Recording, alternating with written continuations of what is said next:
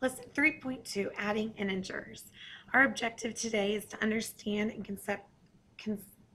conceptually how to add integers. So rather than just having memorized that -3 plus -2 is -5, that we understand what it means visually, and we could explain it to somebody and teach them how to do it as well. Integers like 2 and -2 are called opposites or additive inverses. Opposites or additive inverses. Integers like 2 and -2 are called opposites or additive inverses because they are the same distance from 0, but on opposite sides. Note, additive inverses or opposites will always equal 0. So if I were to take 2 plus -2, I will always get 0 as my answer. So I just told you that 2 plus -2 will always get 0, but let's see what that looks like. So if I had my counter chips in front of me and I had 2 positives, so that's 2, +2, and I had 2 negatives, so that's -2, and I were to cancel out one of the positives and one of the negatives, and then cancel out the other positive and the other negative, I would be left with 0. So that is what it will look like as we go through this when we're using the counter chips. A positive and a negative cancel each other out. Okay, let's see what -3 plus -2 would look like. So I have 3 negatives and 2 negatives. So how many negatives do I have altogether? I have 1, 2, 3, 4, 5. So my answer would be -5. Example 1b, I have -6. So I'm going to pull out 6 counters. So there I have -6 plus -3. And how many counters do I have total? -9. Now we're mixing it up a bit. We have a +8 plus a -7. So I pull out 8 positive counters.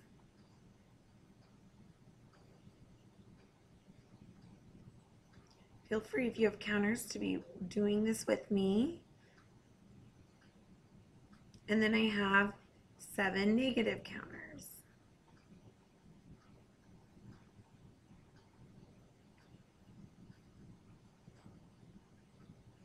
Count them just to make sure I have the right number. Okay, then I'm going to go through and I'm going to cross off. For every positive, a negative gets crossed off. So I cross off this positive, I cross off this negative.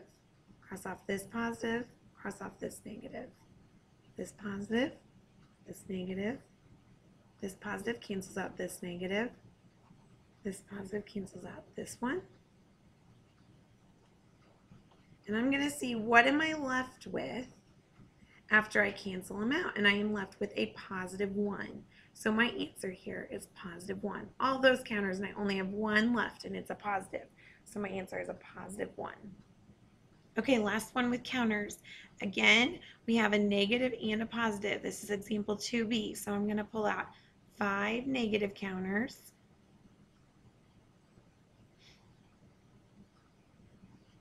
And 4 positive counters.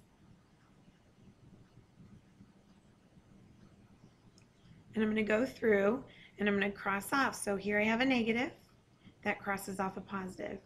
Here I have a negative, that crosses off another positive. This negative and this positive cancel each other out. And I am again left with only 1 counter, but this time it is a negative counter. So I write -1 as my answer. Now, I love doing these problems with counters, and if you struggled with negative numbers when you worked on them in 6th grade at all, I strongly recommend you use counters at first. However, we are going to get into bigger problems like -52 plus 48, and eventually you're not going to be able to count out all those counters. So you are going to have to understand how to do it. You're not always going to be able to depend on counters, but this is a helpful way to get started. Okay, now we are going to be adding and adding negative numbers but using a graph rather than counters, because a graph is more easily accessible. You can make it go longer, again, when it's negative 58, or I think I said negative 52 plus 48. But when you get into those bigger numbers, it's still going to be tricky to use a number line, but it's a little bit more feasible. And for me, it's much more, I see it more visually. So people learn it different ways. So we'll try it this way.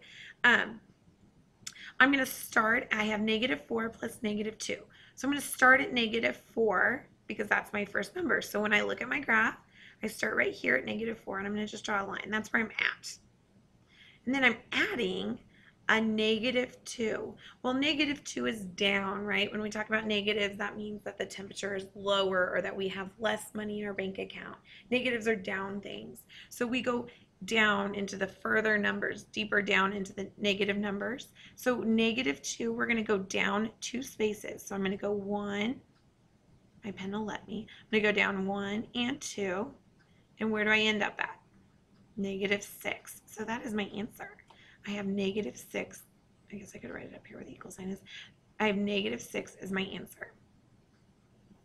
Example 3b, we're going to use a graph again. We have -7 plus -3. So I'm starting right here at -7, if I could draw straight.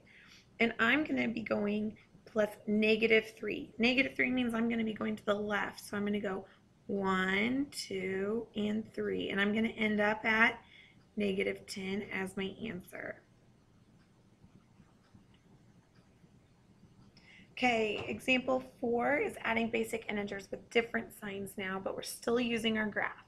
So we have 4a is 5 plus -3. So I'm going to start at my +5. I'm going to start on my graph at my +5. And then I'm adding a -3. Well, I'm adding a -3. That means I'm going to go down 3. It's a lesser value of 3. By 3. So I'm going to go down 3, 1, 2, and 3. And I end up at 2. Some people might notice that this is the same thing as 5 minus 3. Okay? A negative sign and a subtraction sign are very, very, very similar. So that is why we're getting the same answer there. So our answer was a +2. Example 4b, I have -8 plus 10. So I am starting at -8. And then I'm adding 10. That means I'm going up 10. So I'm going to go 1, 2, 3, 4, 5, 6, 7, 8, 9, and 10. And where do I end up at? +2. Now I'll tell you, I showed you guys all my paper in my room. They're yellow sheets of paper. I have a number line sheet that you could all be using when you're working on these and trying to get started. And I strongly suggest you're using those number line papers if you struggle with adding negative numbers at all. But what happens sometimes is people count wrong. So you really have to take your time and count, because it's really sad if you miss the problem just because you counted the spaces off a little bit. So make sure you're careful there. Okay, now we are going to practice adding integers with the same sign, and we're not going to be using a graph. We're not going to be using our counters. There are so many different ways that you can do this in your head. Sometimes you just picture the numbers on the number line. That's kind of how I do it. In my head, I just picture where they are in the number